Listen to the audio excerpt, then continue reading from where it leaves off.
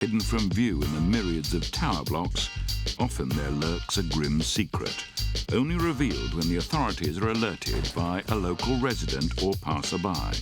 Here in Leicester, extreme cleaners Dave and Graham have been called out by the council to a private property next door to a council tenant who's been complaining about an infestation of rodents coming from the private house. Using their powers to force entry to the property, the council have learnt from the owner that their tenants have disappeared, leaving the property in a terrible state. What Dave and Graham are about to discover isn't the best start to the day.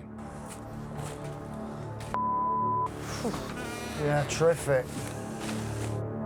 It's worse than I thought it was going to be. Yeah. I think we would need a bigger van, Dave. Yeah. Can't wait to see what the rest of the house is like. It's shocking. As they venture further into the property, as well as the tons of rubbish, the whole house is covered in mouse droppings. It seems the tenants have done a runner, leaving the mice behind. Even for extreme veteran Dave, this place seems already to have got the better of him. But when you see it like this, you think to yourself, why do I bother? I don't know, I'm lost. I don't know what to say. This is the worst I've been on. So there's nothing for it but for Dave and Graham to make a start by trying to clear a path from the front door into the house. No sooner are they in than they discover the first of many horrors, an absolute proof of the source of the neighbours' infestation of mice. Oh, what you found there, Dave? It's a squished mouse. There's just so much rubbish. They've been living under that and it's just been stood on. Oh, there's another one. The mouse that lived in the shoe. Probably the smell of the shoe that killed it. For the boys, this two-bedroomed house will take them at least a week to clear while they set about removing the tons of rubbish. But it's yet to reveal some of its worst surprises. Back in Leicester, Dave and Graham are making slow progress in returning the two-bed house to some sort of normality. Surprisingly, there's a lack of evidence of any drug abuse, which is normally par for the course with this type of extreme clean. In these cases, the cleaning team have got to deal with needles and drug paraphernalia. It makes you feel sick, really, because there's no reason to live like this at all, like, you know. It's just unbelievable. It's just shocking, really. It makes you feel numb. There's no drug use, there's no signs of medication. There's DVD players and there's modern stuff in here and everything like that. It looks like there's nothing wrong with them, it's just that they can't be arsed, basically. It's just pigs, animals. Now they've made a path from the front door into the living room, the next job is to remove all the big items such as the sofas, so the boys can get better access to the tons of rubbish. But by moving the big items, they disturb some of the hundreds of curdled milk bottles strewn all over the house. Oh, it's got mushrooms. Oh God, that one stinks. We've got mushrooms in that one. That's the beauty, that is. Oh. It's like something you find in a laboratory. I think these milk bottles are breeding, Dave. For Dave especially, the smell of rancid milk is too much to bear. It's like sick, but you know, when you smell sick, it gets in the back of your throat and makes you want to be sick. It's the first time I've ever smelled it like that, and it's the worst.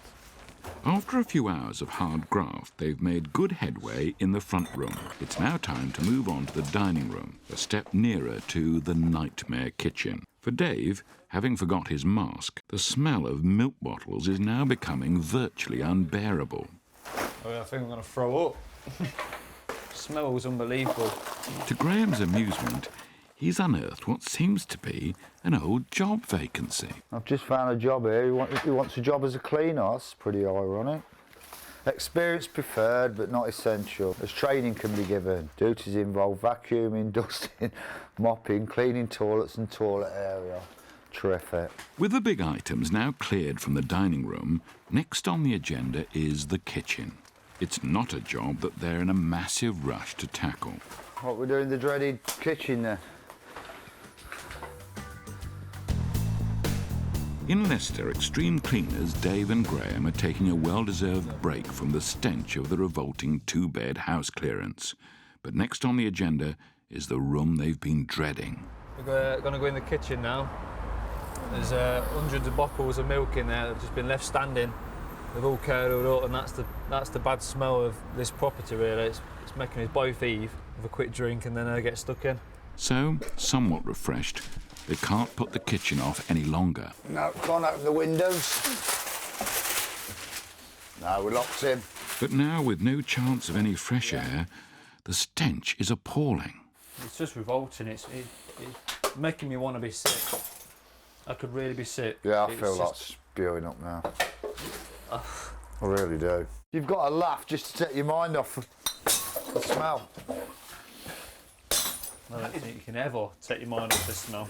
The one thing that all extreme cleaners joke about is never open the fridge until you're mentally prepared. It looks like Graham summoned up the courage. Oh my God. As expected, the fridge doesn't disappoint, filled with rotting food and the ubiquitous bottles of milk. Best to close the door on it and leave well alone for another day. As they dig deeper into the shady world of the ex-occupants whose daily lives are becoming even more of a mystery, Dave can only imagine what it would be like to run into them. It's shocking because, like I say, people live in it and they go out, probably go into the shop and you know what I mean? They think to yourself, what's that smell? And it's them. As the tenants who sublet this house did a runner, no one will probably ever know why they chose to lead their lives in this dreadful way. Unless they just lived on takeaways, there's no sign that anybody's actually eaten from this house. Oh, so I mean, no sign of cooking or anything. It's a mystery, isn't it? This is a weird mystery, this one is. The lads' first day is now drawing to a close, and with some 50 massive black bags of rubbish removed from the house, it still doesn't feel like they've even scratched the surface. It's just heartbreaking, really. She's just working 8 hours a day, moving all this rubbish for nothing, really, because it don't seem like you're making a dent in it. It's just the final product at the end that makes it better. But there's every reason for Dave to feel despondent as they've yet to start on the downstairs bathroom, and life won't get any easier over the coming week. In Wolverhampton, Lou, the city's proudest litter picker, is starting his regular shift. As ever, he's accompanied by his partner Dave and their workmate John, a veteran of some 40 years on the council. First stop is an unsightly collection of litter strewn over the road caused by what Lou reckons was an unnetted skip lorry. See, this is what happens when nobody's bothered to net the skip lorries, or all the rubbish will blow on the road. And this is what we get then. But not all the litter on the footpath is rubbish. For veteran John, Christmas seems to have come early. I've just found a £20 note in an envelope. It's probably going for somebody's birthday or something. There's no naming, so it just says, to John, thank you very much. But when it comes to finding money, Lou is a generous soul. If I find any money, I normally 2p's, 1p's, and I save them up in a pint pot. And when the pint pot's full, there's £5, and I give that to charity, right? Because that's the guy I am. Fair with everybody. Come on, lads, let's get this job done. We'll be here all day. Well, I'm looking for money now, ain't I? Oh, I know. What's the traffic now, John? Yeah, you look right and left, don't you? Yeah. Lou's particular bugbear is the misuse of skips. And after spying one across the road, he's beginning to get a little irritable. Now, look at this skip. Typical example. They pay for a skip, they want to pay the cheapest they can for it. It says here, fill level. Can you get that? Look, fill level. And look where we are, on the top. There's nothing for it but to get the van round and have a quick tidy up. The discarded divan, a usual supplement to an overfull skip, is the first item on the agenda.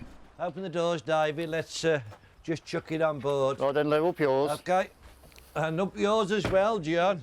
Now Lou's got that off his chest, time to move on to another of his pet hates, picking up litter left by kids on the way to school. You see the children have bought the sweets, and what they'll do now is chuck the paper on the footpath because they don't know what bins are for.